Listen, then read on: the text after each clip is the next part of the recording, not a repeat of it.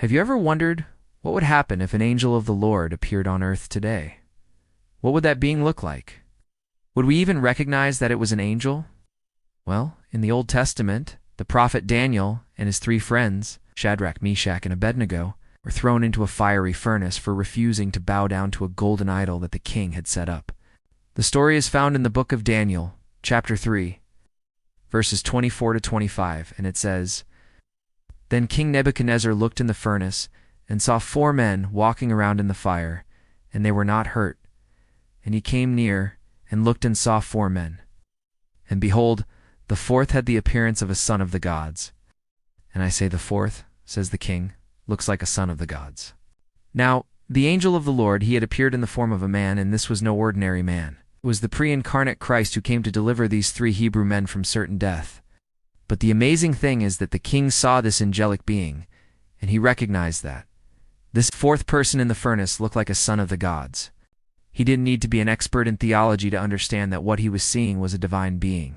In other words, when the Lord appears in his power and glory, even the most unsaved person can recognize that he is looking at something or someone that is above and beyond anything that they could explain naturally. Think about the implications of that for a moment. If the king back then could recognize that Jesus was a son of the gods, how much more should we recognize Jesus as the Son of God when he was bodily resurrected from the dead and ascended into heaven in the form of a man?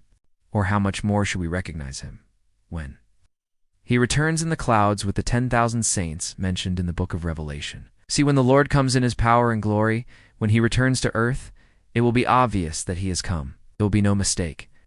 When the Lord spoke to me through the prophet Isaiah about this truth, I heard this loud and clear. He says, "Look, the Lord is coming in power. Who among the mighty will be like the Lord?